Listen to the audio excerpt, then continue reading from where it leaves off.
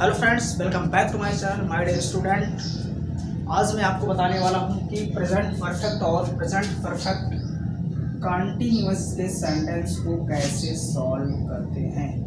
तो हो सकेगा वीडियो थोड़ा लंबी हो जाए, लेकिन अगर प्रेजेंट परफेक्ट कंटीन्यूअस नहीं हो पाता तो मैं नेक्स्ट वीडियो में आपको बताने का प्रयास करूँगा। लेकिन प्रेजेंट परफेक्ट का हम आज आपको एकदम से निचोड़ ज्ञान देने वाले हैं। आप क्लास में बने रहिए। तो चलिए हम आपको देते हैं कि प्रेजेंट परफेक्ट क्या होता है।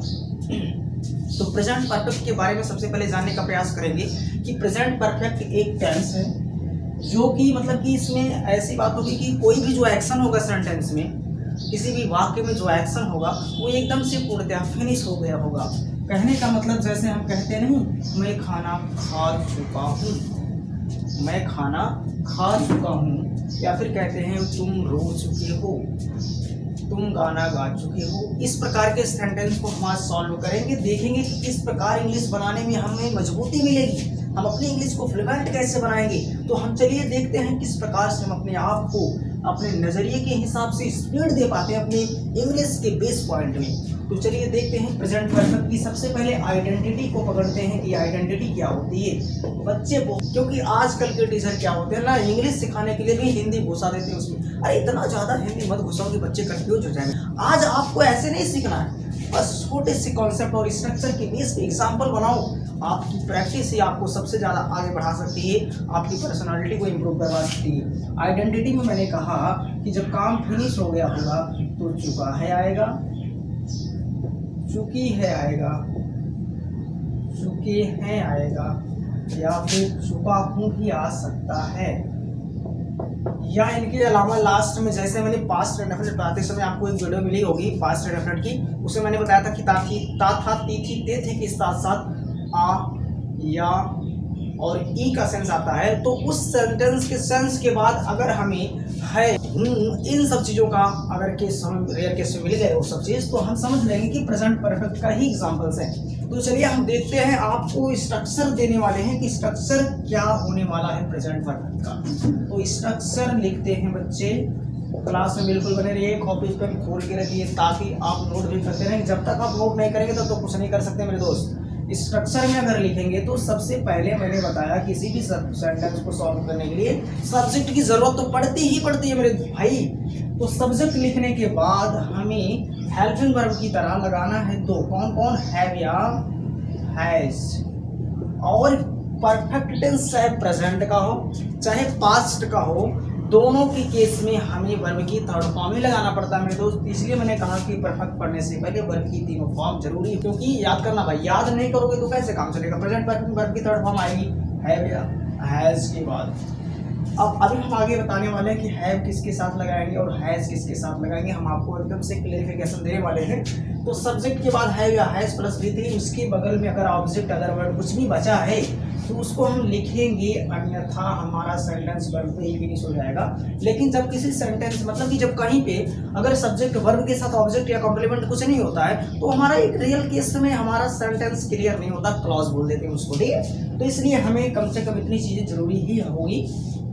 तो सबसे पहले मैंने कहा कि सब्जेक्ट लिखना है या हैज लिखना है, वर्ब की थर्ड फॉर्म लिखना है, अदर वर्ड लिखना है। तो भाई देखना, पहले सब्जेक्ट के बाद हैव या हैज लगाएंगे कैसे। तो आपको पर्सन की क्लास मैंने दिया ना बेसिक क्लास में, बेसिक क्लास आप जाके देखिए, लिंक मिल जाएगा, आप जाके वहां से देख सकते हैं। तो अगर सब्जेक्ट तुम्हारा, देखो मैं यहाँ पर छोटे छोटे लेटर में लिख दे रहा हूँ, सब्जेक्ट तुम्हारा फर्स्ट पर्सन या सेकंड पर्सन की बात करेगा तो हैव लगा देना भाई।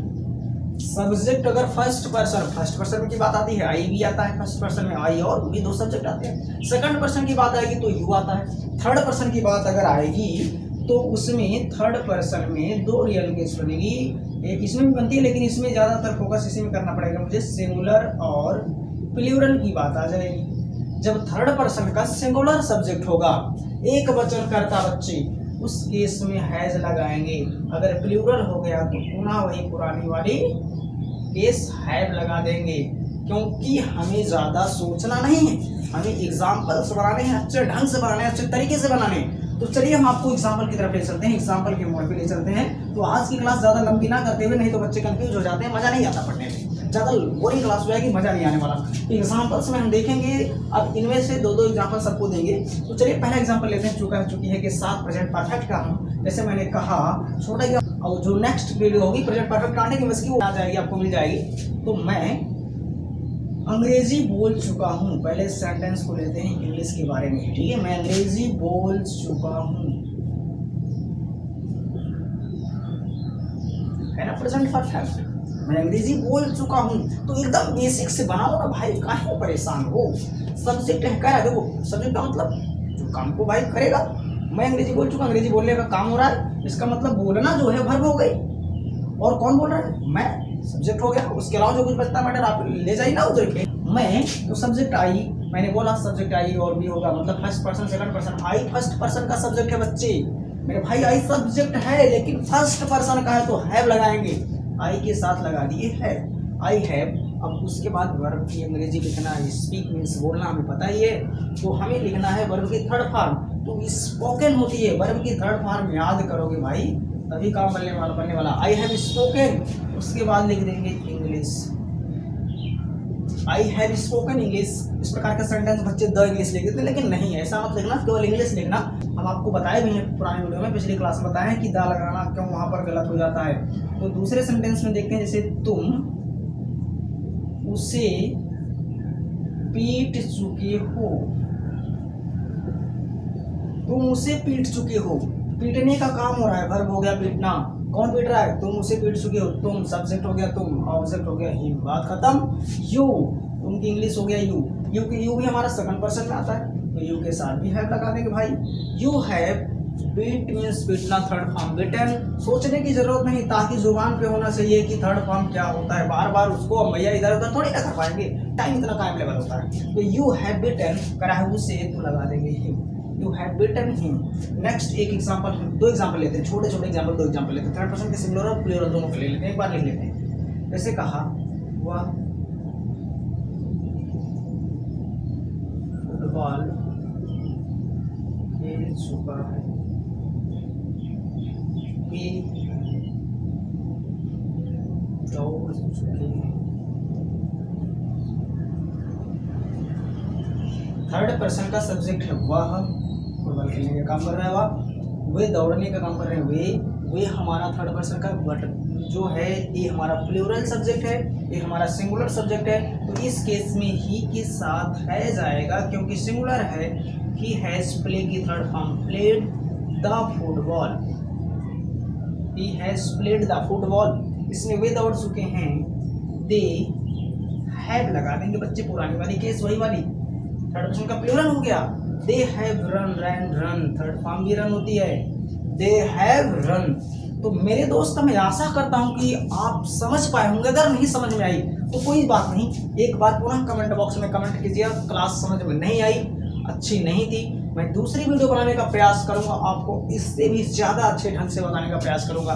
तो मेरे दोस्त मैं आशा करता हूं पर पूरे बने होंगे, अगर पूरे बने रहे ना तो समझ में गारंटी है आई होगी क्लास। अगर अभी भी नहीं आई तो कोई समस्या नहीं, मैं आगे भी आपको बताने का प्रयास करूंगा।